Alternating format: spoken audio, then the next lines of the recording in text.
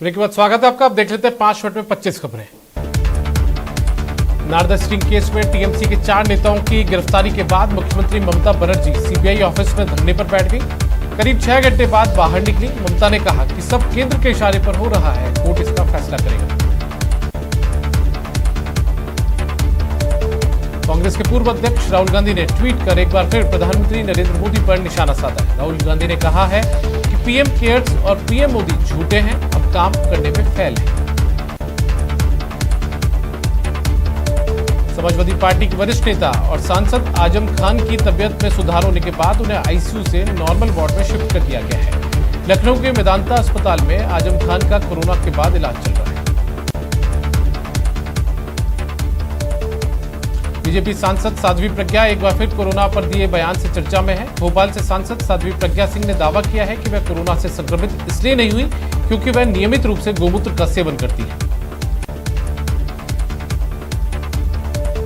Corona संक्रमित मरीजों के लिए डीआरडीओ की नई दवा 2DG आज लॉन्च हो गई। 2DG को रक्षा मंत्री राजनाथ सिंह ने लॉन्च किया। वहीं इस दौरान केंद्रीय स्वास्थ्य मंत्री हर्षवर्धन भी मौजूद रहे। डिफेक्टिव वेंटिलेटर्स को लेकर पीसीसी चीफ डोटासरा ने केंद्र और बीजेपी पर हमला बोला। उन्होंने कहा कि वेंटिलेटर्स खराब नहीं थे, फिर पीएम को इसका ऑडिट क्यों करवाना पड़ा। राजस्थान में पिछले 24 घंटे में 11,597 नए केस सामने आए। वहीं 157 लोगों की मौत हुई। 24 घंटे में 29,459 लोग ठीक हुए हैं। प्रदेश में सबसे ज्यादा संक्रमण राजधानी जयपुर में फैला है। यहां बीते 24 घंटे में 2000 से ज्यादा नए केस आए और 39 लोगों ने जान गंवाई है। वडोदरा में ब्लैक फंगस ने सरकार की चिंताएं बढ़ा दी है। चिकित्सा मंत्री रघु शर्मा ने केंद्र से स्वास्थ्य संसाधनों की मांग की। साथ ही कहा कि सरकार निजी कंपनियों के भी संपर्क में है।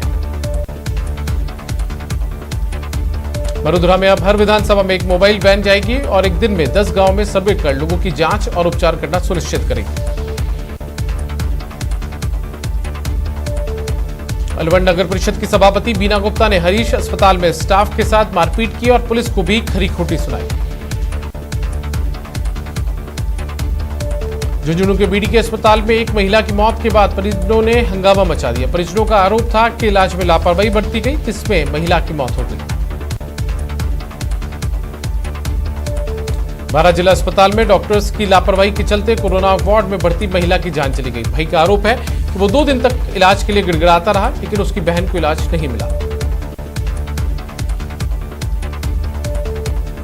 राजसमंद जिला अस्पताल में अब ऑक्सीजन की किल्लत दूर हो जाएगी। अस्पताल में 100 सिलेंडर का एक और ऑक्सीजन जनरेशन प्लांट लगाया जा रहा है। परिसर में लग रहे तीसरे प्लांट के बाद ऑक्सीजन उत्पादन क्षमता बढ़कर 200 सिलेंडर प्रतिदिन हो जाएगी। जयपुर में कोरोना के डिप्रेशन में आकर एक युवक ने छत से कूदकर अपनी जान दे दी। युवक कुछ दिन पहले ही कोरोना से ठीक हुआ था।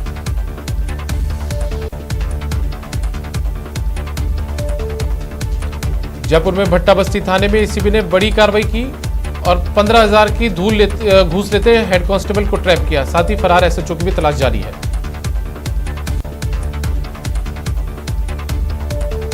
झुंझुनू में पीरू सिंह सर्किल के पास आईडीएफसी बैंक के एटीएम पर एक व्यक्ति की ओर से एटीएम को लूटने की कोशिश की गई, लेकिन पेचकस टूटने की वजह से वो कामयाब नहीं हो पाया। श्रीगंगानगर के सूरतगढ़ में एक नामी जनरल स्टोर संचालक को ऑनलाइन फूड का लाइसेंस लेकर किराने का कारोबार करना महंगा पड़ गया।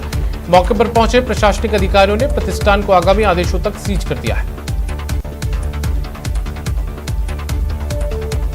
हनुमानगढ़ में शराब ठेकेदारों के धरने के बाद शराब ठेकेदारों और जिला आबकारी अधिकारी में जोरदार विवाद हो गया। धरने पर बैठे शराब ठेकेदारों को जिला आबकारी अधिकारी ने धमकाया, जिसके बाद ठेकेदार भी आक्रोशित हो गए और उन्होंने जिला आबकारी अधिकारी के चैम्बर में हंगामा किया। केरल से गुजरात तक, महाराष्ट्र से गोवा तक समुद्र इस वक्त खतरे का उफान मार रहा है। गुजरात में 180 किलोमीटर की रफ्तार से भागता तूफान ताउते को लेकर समंदर के आसपास सुरक्षा बढ़ा दी गई है।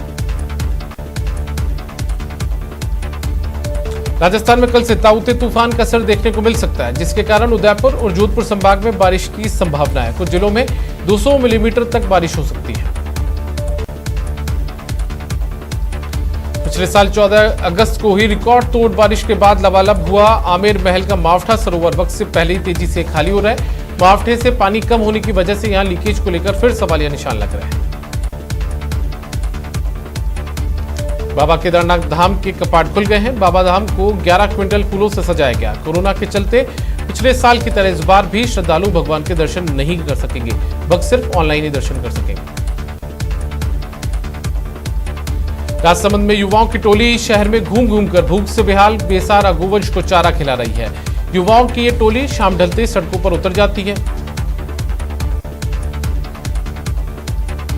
कोरोना काल में जन जन बेहाल है। संक्रमण की चैन को तोड़ने के लिए सरकार ने लॉकडाउन लगा दिया है। कर्फ्यू काल में बेजुबान